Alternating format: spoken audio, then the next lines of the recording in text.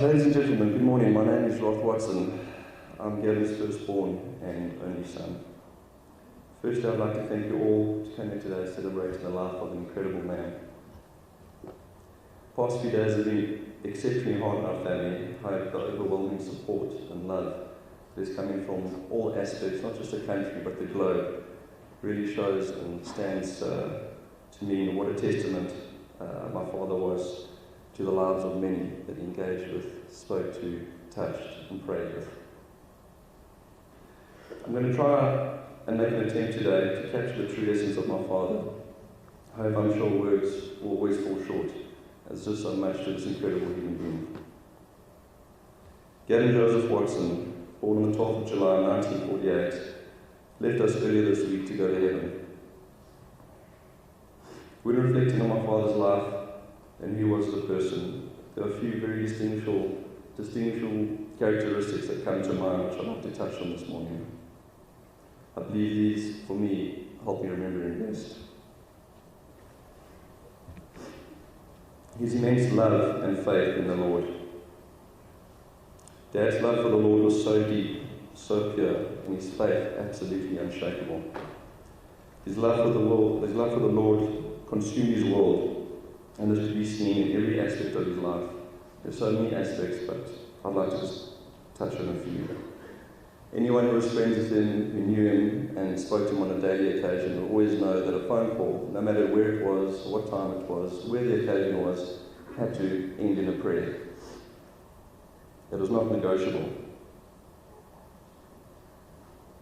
As you can imagine, Dad always had the knack of calling you at the wrong time, potentially at the gym on a treadmill, maybe shopping and picking pay for groceries. But no matter where it was, the end result is we had to close in prayer with everything that we did. Sometimes making some occasions a bit bizarre. Imagine praying out loud to God in the middle of a shopping aisle in Woolworths, or Virgin Active while you're training or doing something else. Dad's miracle mornings. Every morning, Monday to Friday, for 20 years. There might be more popular, I assume 20 years. Dad and his African global family would get together every morning and seek the face of God. Dad believed that the foundations of your faith are built in the quietness of the mornings. Dad always used to quote his father, my grandpa Dan, the family that prays together stays together. And that can very clearly be seen by his directorship in the business that he's worked with for so many years. The Global Smart City Campus. The African Global Campus was Dad's pride and joy. If you've come and experienced the African Global ecosystem, you'll very quickly see that it's littered with prayer plaques of verses from the Bible, or just his favorite verses generally.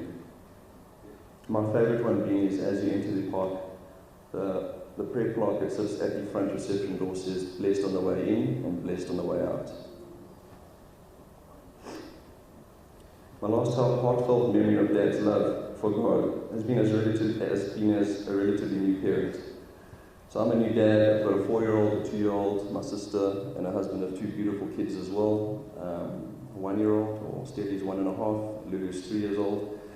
One of the fondest memories I've had to date is my father wanting to teach the kids one of his favorite verses in the Bible. A very simple verse, but it's an all-encompassing verse. And to see it play out and unfold over the last 6 months was absolutely beautiful. It was the Lord's Prayer. Every night he would come to our house and he would sit with the little kids, first at my place, then at my sister's place, and he would say the Lord's Prayer from top to bottom. This took a while. Of course, with the younger kids absolutely being more interested in Peppa Pig on Netflix, so it didn't quite work. But after 30 days of back and forth and really trying to just pray with the little ones, eventually Carter and Lulu were able to say the Lord's Prayer perfectly. Gavin's unfathomable kindness. Dad's kindness was a kindness like no other. Nothing that I've experienced, nothing I've seen. It's just immeasurable.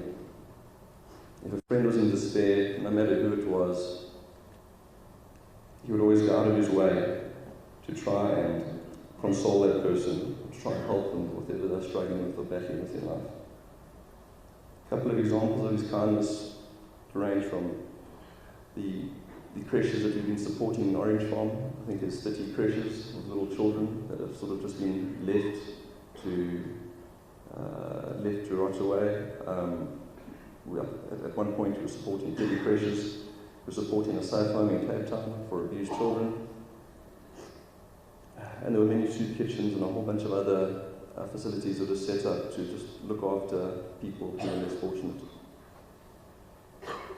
I still remember sitting and having lunch 2 years ago discussing a pro bono project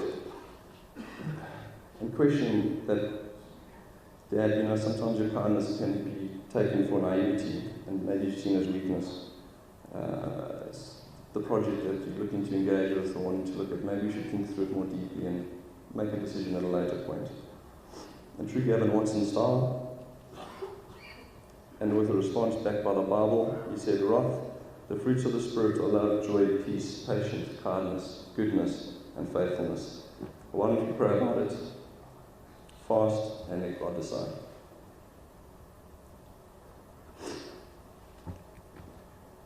Gavin's discipline, tenacity, and mental grit. My father's probably one of the hardest working men that I've encountered or engaged with. His discipline was military-like. When Dad set his mind to something, before it had even been unfolded or a project being registered, it meant he had already seen the end result and had completed the task ahead in his mind. There was always a pursuit for excellence with everything that he did, no matter what it was, whether it was training, whether he was working, whether he was building a new project, a new business, a new idea, a new brand. Excellence was the only option.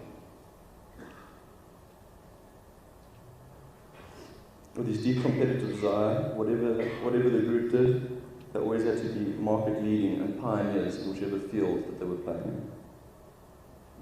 A few months back, we were sitting, having lunch in the capital of a major East African country, reflecting on an opportunity that could potentially change the lives of tens of thousands of people. I looked at him and I said, Dad, do you really believe that we can put this together? The environment was incredibly tough, massive amounts of complexities. However, the end result would have changed the lives of so many people, and the results felt far and wide. He smiled at me and said, Roth, whatever you do in life, work with all your heart as working for the Lord and not for man. Potentially reverted back to one of his favorite verses in the Bible, Colossians 3:23.